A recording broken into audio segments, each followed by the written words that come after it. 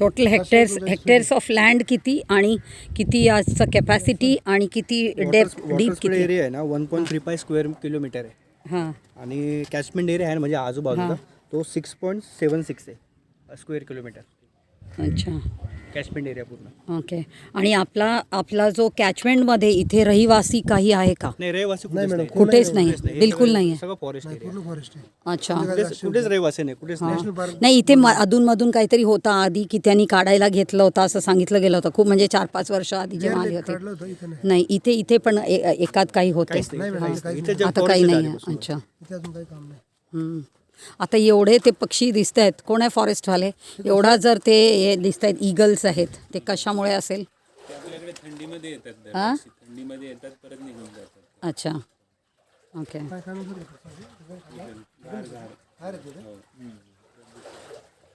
पण त्याच एरियामध्ये का फिरतायत? नाही सगळीकडे त्या साईडला पण आहेत, आपल्या पार्कमध्ये पण आहे. ओके.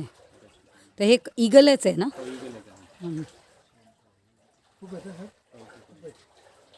तर ही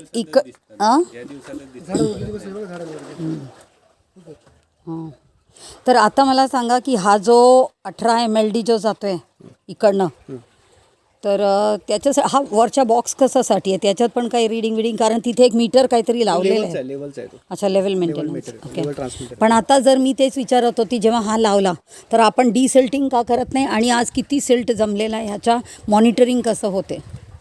याचं मॉनिटरिंग आपण यांना सांगतो, DSOला सांगतो तिकडे. DSO म्हणजे म्हणजे नाशिकवाले ते आपल्याला डेटा देतात किती सिल्ट आहे वगैरे. कसं देतात? ते बॅटोमॅट्रिक सर्वे वगैरे करतात ते स्वतः. म्हणजे येतात आणि अच्छा ओके ओके. पण आता ते करून त्यांनी काही डेटा दिलेला आहे का आणि सुचवला का आणि किती वर्षात डिसिल्टिंग झालं का, ह्याच्या आधी कधी झालं? डेटा घ्यावा लागेल. तो डेटा तुम्हाला देतो मी त्यांच्याकडून. तर आजच हवं आहे. आता परत गेल्यानंतर आम्ही परत विसरून जाणार नाही, काही उपयोग नाही त्यांचा नंबर देऊन. जे स्वतः येऊन बोलतात आणि आले नाही तर त्यांच्याकडनं काही अपेक्षा नाही आहे. फक्त मला एवढाच की सिल्ट म्हणजे आजपर्यंत तर काढला गेला नाही आहे कधी, पण आम्हाला माहीत नाही आहे या बाबतीत.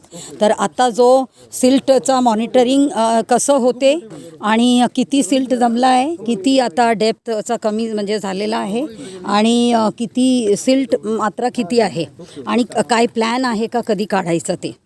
कारण आता काय झालं आहे की SGNP फॉरेस्टनी कॉन्झर्वेशन वॉटर कॉन्झर्वेशनमध्ये त्यांनी ह्याच्या सिल्ट वगैरे काढायचं किंवा ह्याच्या कॉन्झर्वेशनसाठी तुलसीसाठी करायचं म्हणून असा विचार केला.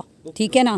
पण माझा असा विचार आहे की when it is under one particular government department, why other government department has to do the similar work. ठीक आहे ना. तर त्यांनी करायला नको. This has to be done by BMC which is being discussed with BMC officers for a long time, है ना.